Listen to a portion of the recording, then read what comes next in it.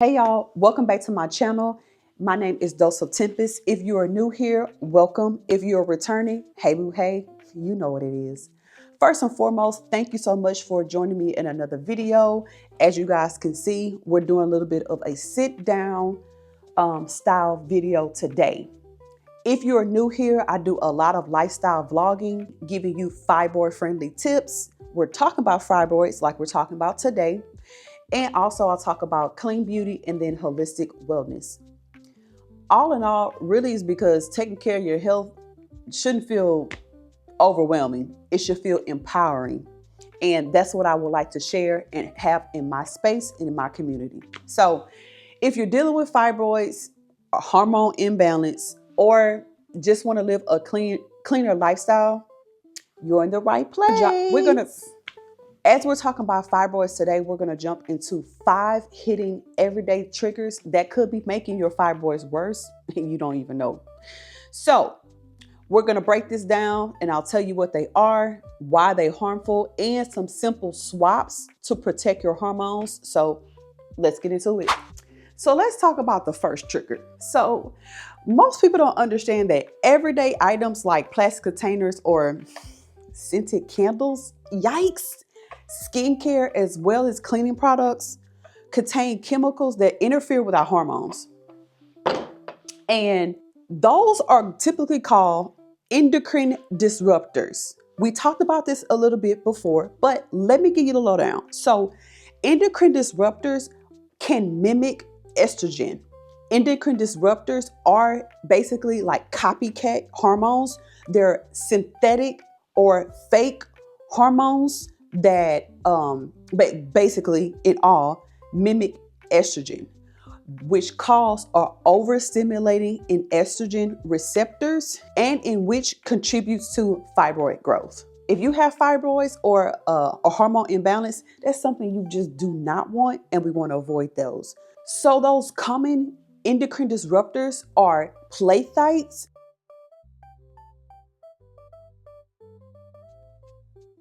So plathites are found in like fragrances, lotions, shampoo, air fresheners. These chemicals, they make products more flexible or has like a scent that lasts longer. So, and this includes like plugins as well. But although they smell good, they interrupt our hormone productions. Parabens.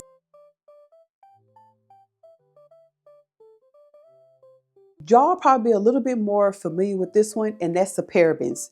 So parabens traditionally have been found in our cosmetic products, skincare, as well as like even some medications. Yikes, right? And BPA.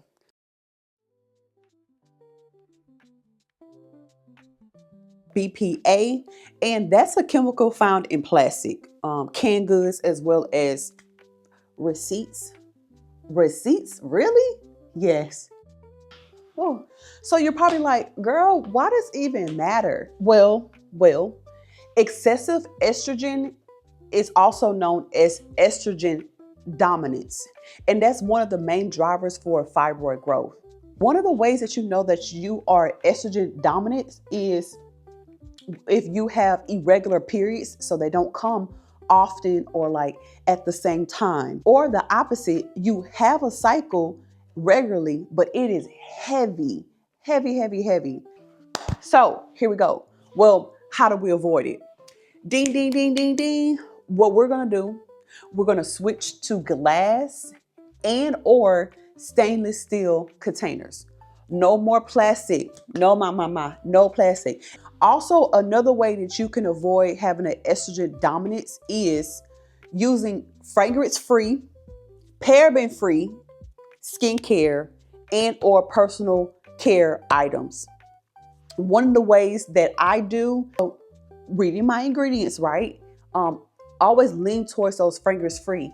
There's other ways that we can smell good and things of that nature. So just watch your soaps and body lotions and all of those things. But here's what you can do.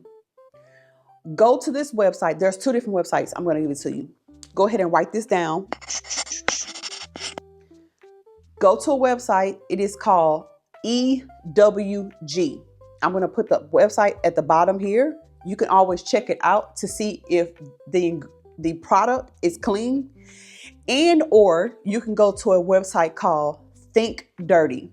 I'll put this down here too for clean options. So it will, one, tell you if the product is clean or not, and then two, give you options that will substitute the item that you actually put into the system. Okay.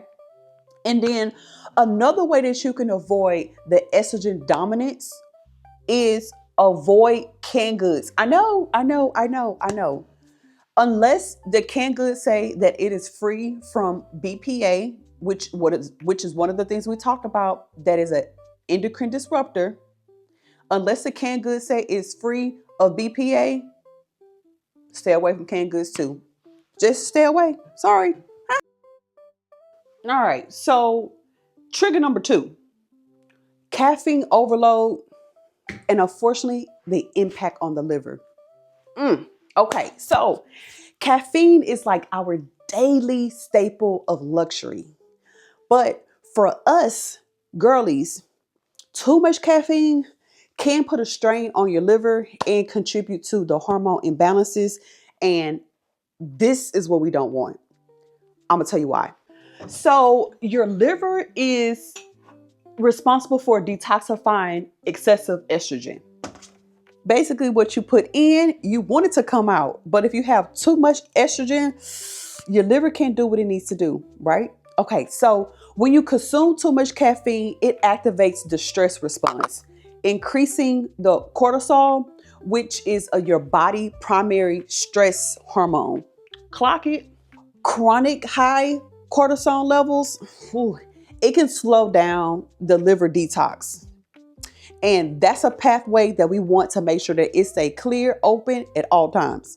But when it's blocked, or it slows down, per se, not blocked, when it slows down your detox, it makes harder for your body to eliminate that excess estrogen. But if your liver is overburdened with breaking down caffeine and the stress hormones, the estrogen may recirculate in your body instead of being eliminated. So you don't want your estrogen to go around. You want it to come out. And if it goes around, it increases your risk for estrogen dominance and fibroid growth, as we kind of previously spoke about, right? So you're saying, okay, well, how do I avoid it? Because remember, we want to have a balanced life here. I don't know a life where we cannot drink caffeine at all, but this is what we're going to do. I'll give you 3 things. 1, we're going to limit our caffeine to one small cup per day. Okay. Also,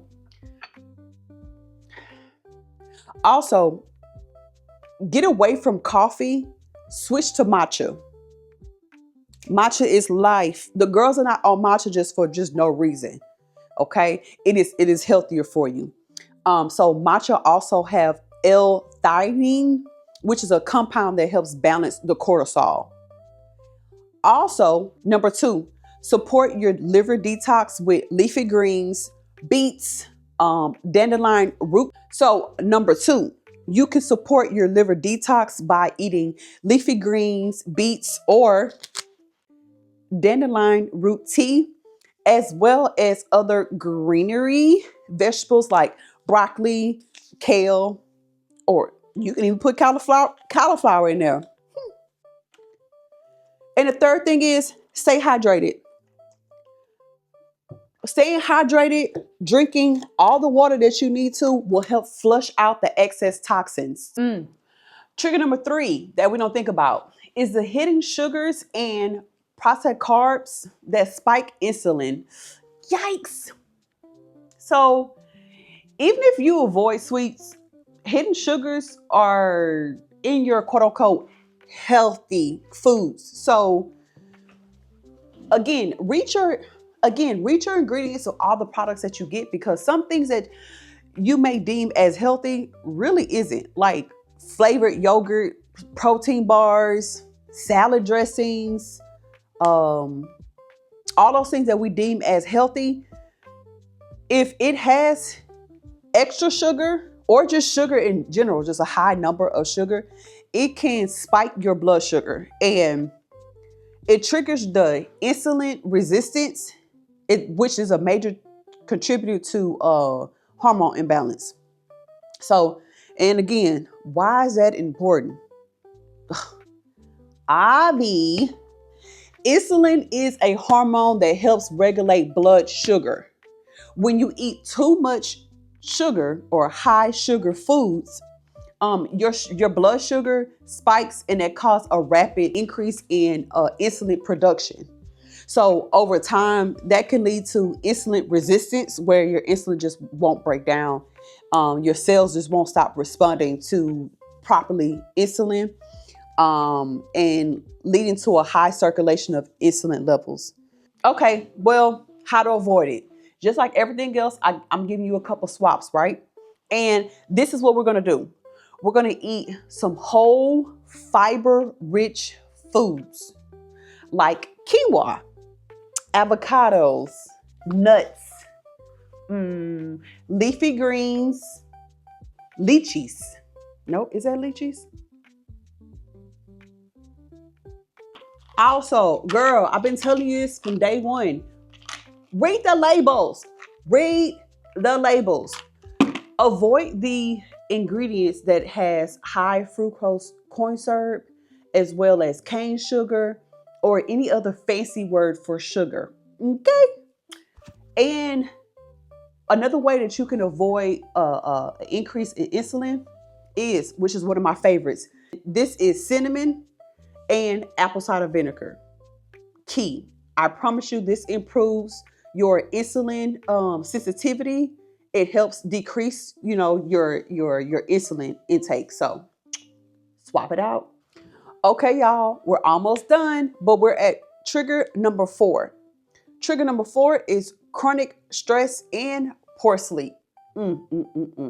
So when stress is at constant, your body basically stays at this fight or flight mode. So stress affects everything in your life, and hormones is no different. So high cortisol disrupt ovulation.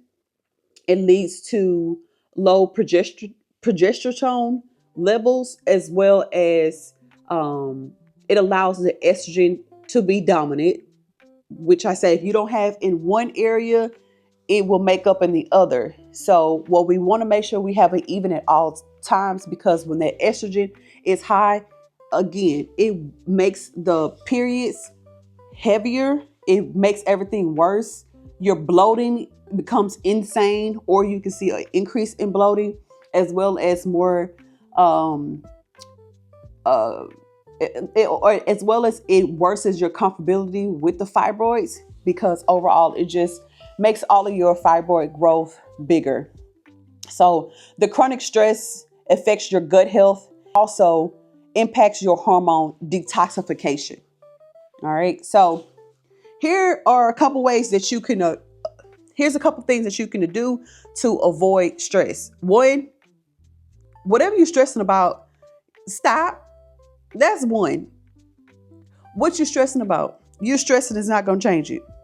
But here's some other stuff. Make sure you get enough sleep.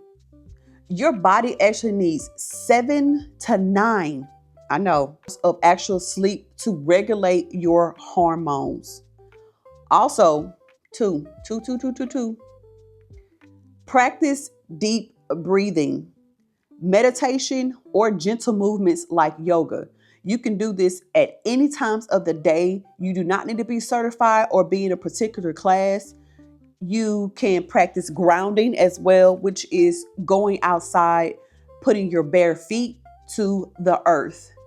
A lot of people like to walk in the grass, which you can. So grounding, meditating, you can meditate in the seat. So if you are riding in the car, you can close your eyes and try to zone out. That's meditation. If you're at work at your desk, you can zone out, meditate.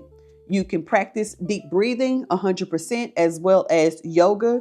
That's a great exercise, especially for us girlies who have fibroids and or a hormone imbalance.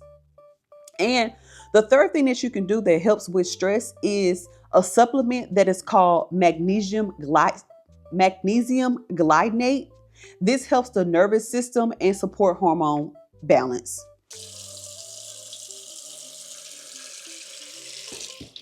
Y'all, trigger number 5, tap water. Believe it or not, tap water contains hormone disruptors. I know. So most tap water contains chlorine, fluoride, and even some pharmaceutical residue. All of this can disrupt your endocrine system over time. So why does this matter, Tempest? Well, y'all know the theme. One, fluoride competes with iodine, and that is necessary for your thyroid hormone production. Poor thyroid function. Now, keep in mind, I said thyroid and not fibroids. Thyroid function can lead to weight gain, fatigue, and even worsen your estrogen dominance. Chlorine, that can be found in tap water, it kills the good bacteria in your gut. So, per usual, how are we going to avoid it? So, how are we going to avoid it? One, we're going to use and or find high quality water filters. There are a couple brands that I lean towards too, which is Berkeley, Clearly Filtered, and or Aqua True. Also, we're going to stay hydrated with filter water, or here we go, spring water, to flush out excess hormones and toxins. Okay, y'all. So there you have it. Those are the 5 everyday triggers that could be silently feeding your fibroids or throwing your fibroids off. So, were you surprised? Drop a comment down below. I would love to hear your thoughts, comments, and or concerns.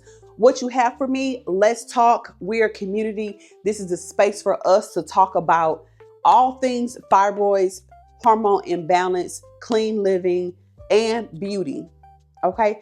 If this video was helpful for you at all, please give me a thumbs up, hit the subscribe button, and don't forget to turn on your notifications so you never miss another video, no matter if it's a fibroid friendly tip or healthy living or lifestyle vlog. So thank you so much for the support. Until the next time, in the meantime, take care of yourself, and I'll see you on the next one.